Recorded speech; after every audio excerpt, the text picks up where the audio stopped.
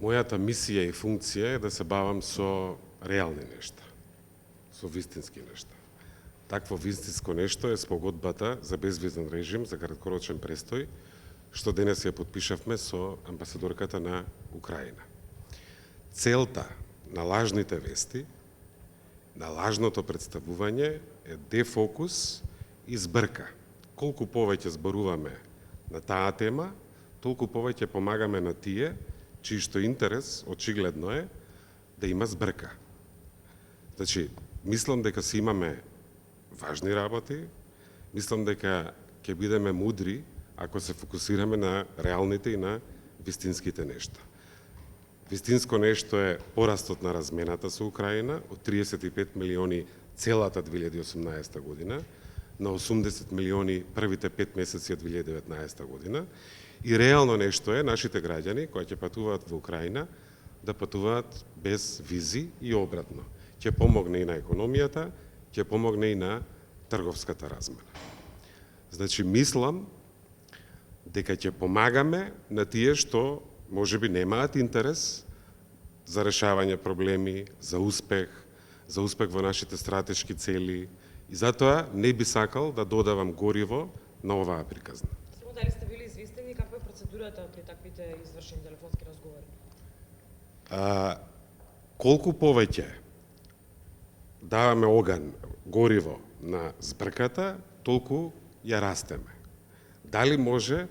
Ние живееме во денешен свет каде што сите државници комуницираат директно едни со други. Мислите дека за секој контакт има белешка? 21 век, 2019 година.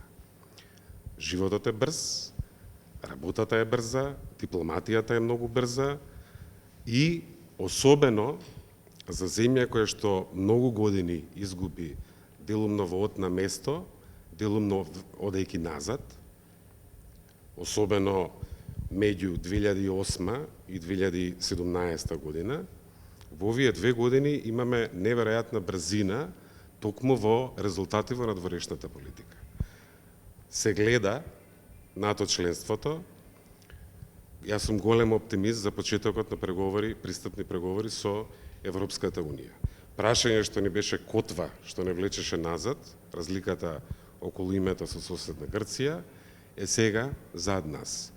Време е целиот регион да го дигнеме и да влијаеме врз сите околу нас забрзано да исчекориме напред.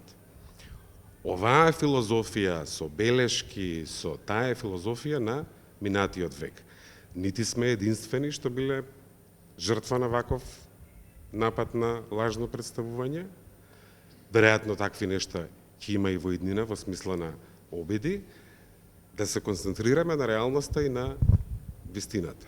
Да не додаваме, да не помагаме, бидејќи мислам дека сите наши граѓани и се надевам сите политички сили имаат интерес Македонија, сега Северна Македонија, да се ги заврши, да се ги реализира стратешките цели.